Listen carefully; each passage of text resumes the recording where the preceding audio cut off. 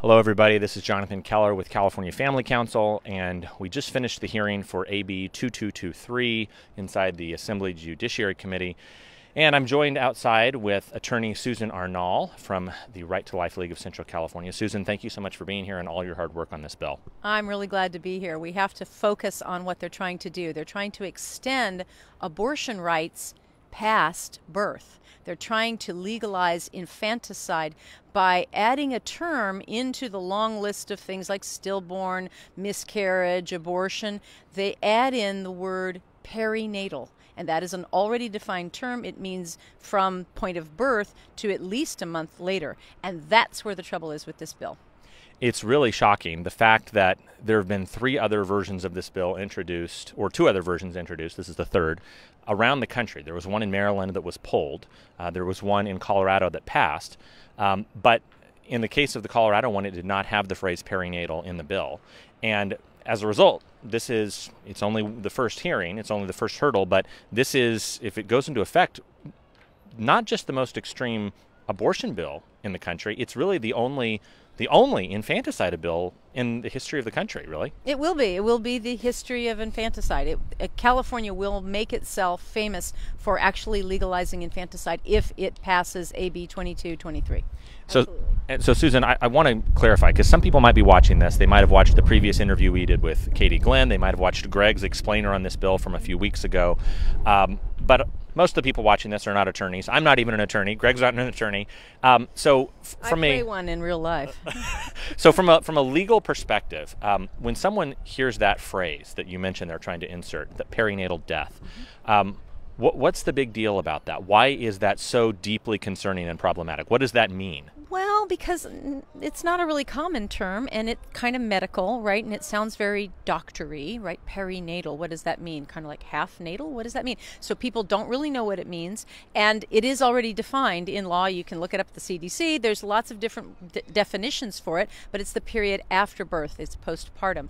It's also, I think, a way of covering the pregnancy outcome. That's a word that Buffy Wicks has in that bill, that we don't want to criminalize women for their pregnancy outcome. Well, look, we already have Penal Code Section 187, which is actually, it dictates what murder is, and it exempts women who are pursuing an abortion and anyone who helps them with an abortion. So perinatal doesn't include abortion. Right? So what she's doing is she's saying, Buffy Wicks, is that by adding perinatal, we're just trying to protect women who have a pregnancy outcome, like a loss. She's playing on our hearts and saying, isn't it tragic that a woman could lose her pregnancy and then be prosecuted? Well, that's not quite actually what the bill says. It says anyone. Let me back up. AB 2223, as it is written right now today, it actually changes the health care code, the health and safety codes, about 7 different sections, that has to do with what a coroner is allowed to investigate.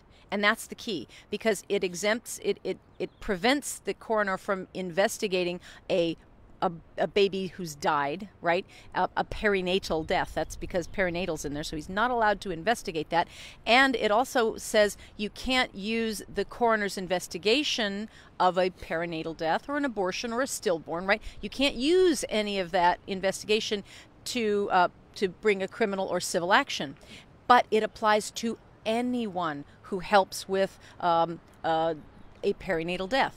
Now, if they were really concerned just about protecting grieving mothers who've lost their babies, or grieving, people who've had an abortion and, they wanted it, they wouldn't need the term perinatal, because perinatal is a born alive baby. It is the time after birth. That's what it means. And by insisting on keeping that in the bill, Buffy Wicks is insisting on infanticide. She wants to protect women from being prosecuted, and anyone else, read the section, anyone who participates in a fetal death or a perinatal death after birth.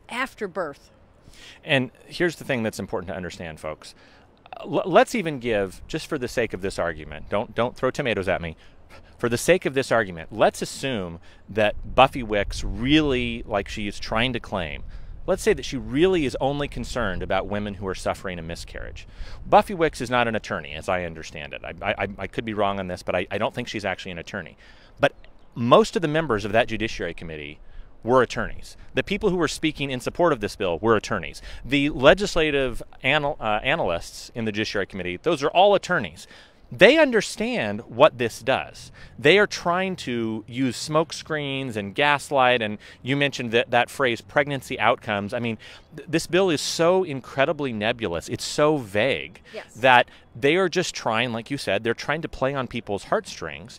And Susan, you said something after the hearing that I think is so important for people to understand. I don't know if you're okay sharing this, but yeah, I will tell you that, yes, but the first thing that's really important to understand, birth is a pregnancy outcome. Right.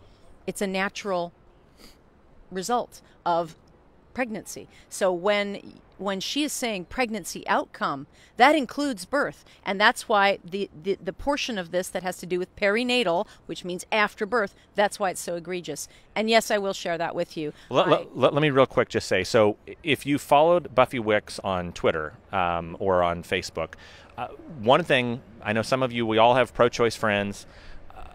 This is where there's muddling the water, trying to really confuse terms and definitions, like you said. I think most people who even would call themselves pro-choice, if they really understood this bill, they would be opposed to it. But what she's deliberately trying to do, I hate to say this, but what she's deliberately trying to do is make it seem that, oh, well, look, if someone has a miscarriage, if there's a tragic situation, and they have a medical procedure, not an abortion, that is deliberately taking the life of the child, but a DNC or a DNE that is removing a child that has passed away in utero, that is saving the life of the mother. I don't know any pro-life advocate that would call that an abortion. That is an emergency surgery that is saving the life of the mother, and it is not designed to take the life of the unborn child. Buffy Wicks shared this very moving Twitter thread from back in December that she said she underwent one of those procedures. She could have died if she didn't have this procedure. I don't actually think that she had an abortion. I think that she had a life-saving procedure that removed the child that had passed away. And this is an area where I think it's so clear that we make these distinctions. Right. It's a premature delivery to save the life of the mother. The pro-abortion lobby has absolutely co-opted the word abortion. Abortion on demand, 24/7. They're now trying to get the definition of abortion to bleed into infanticide through perinatal. That's what they're trying to do. They're trying to expand the definition of abortion. We need to reclaim the definition of abortion. Abortion is the inhumane torture and killing of an unborn human in utero. That's what it really is. Now, what we should be talking about is a premature delivery to save the life of a mother. Sometimes that's necessary. Obviously, ectopic pregnancies. There are other conditions in which the baby is not going to survive, and there's a genetic anomaly, and there's a certain time window when to save the life of the mother it's necessary. It is rare. However, it is necessary. I myself have had a miscarriage, a naturally occurring miscarriage, and not all of the placenta had detached. The baby had obviously died and had passed, and I was hemorrhaging, and I was going to bleed out, and so I had to have an emergency DNC.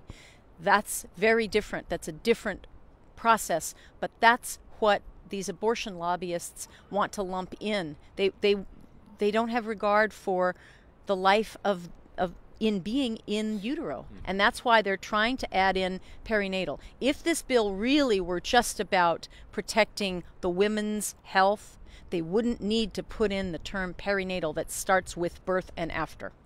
And I think, again, from every pro-life advocate that I've ever talked to, if a woman experiences pregnancy loss and there's no extenuating circumstances. It wasn't from a lifetime or a lifestyle of drug use. It wasn't from a deliberate attempt to end the life of her child. It wasn't from driving drunk and getting in a car accident.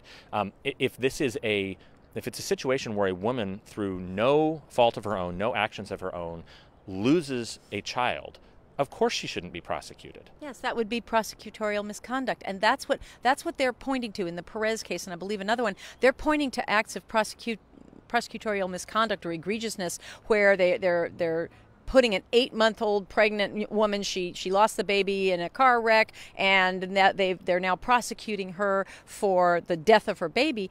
That is designed to play on our heartstrings, because everybody agrees we don't want to prosecute mothers for the loss of their children. Right. We don't. And in California, abortion is still legal. And our laws protect that. But this bill goes farther than that. This bill adds the word perinatal, and then Buffy Wicks tries to clarify it by saying, well, due to pregnancy related complications or whatever. She tries to add that in. That's meaningless. Infanticide begins when the baby is born, and it's post-birth. And that they can't reconcile this. They're going to have to remove the term perinatal if they want to try to save the rest of this bill. Well, and I would say this, that as we close, I know we have some pro-choice people that actually watch our videos. I would say that even if you call yourself pro-choice, you can still oppose this bill, because it is not just a pro-choice bill. It is a pro-infanticide bill. And I'm shocked, frankly, that any person who calls themselves pro-choice is not rushing to the microphones to denounce this bill and say, this is not what I support, this is not what our movement supports. Yes, it makes the abortion industry look very callous and very bad, because they're not talking about the term of pregnancy, they're not talking about when the woman is pregnant. They're now actually moving past that to actually excusing or covering up, and really covering up the death of a baby that's been born alive and possibly neglected, or maybe even killed with, postpartum depression. Women can have postpartum depression, and they can kill their babies, and that should be investigated. This bill actually handcuffs the ability of investigators and police and coroners to actually investigate, because it gives a private cause of action to the woman to actually sue them, which brings up an entire host of problems, because there is granted immunity to state actors. So this bill is really a hot mess. Well, it is. And on multiple levels. On multiple levels. And she needs to just retract the bill. She really does. And I really sincerely hope that maybe after, even though it was voted out today, we have seen this happen on rare occasions where even after a bill passes committee, the author realizes that it is just not correct. It's not worth the fight moving forward. So my hope and prayer is that she would withdraw this even before the next hearing on the 19th. It's not been scheduled yet, but our anticipation is that the next hearing for the Assembly Health Committee, the next stop, is on the 19th of April. That's 2 weeks from today. And we are preparing to be there and to testify at that hearing, because we're assuming, unfortunately, that the bill will be heard that day. But I really sincerely hope everybody, if you're watching this, you can go to our website, of course, californiafamily.org. Susan, what's the website for the Right to Life League? RightToLifeLeague.org. And they have a great Facebook page as well. They've got a lot of information that they've been putting out on this bill and on a host of other bills. In fact, we're going to have to run pretty soon, because they've got to get in and testify on 2 more abortion bills. So, Susan, thank you so much for being here. And I am just, I'm really grateful that we've seen the pro-life community, the church community, come out of the woodwork to oppose this bill, and really to come out in opposition to a lot of this other package from Planned Parenthood. So thank you. We will have more interviews later, but please share this video. God bless. We'll be back.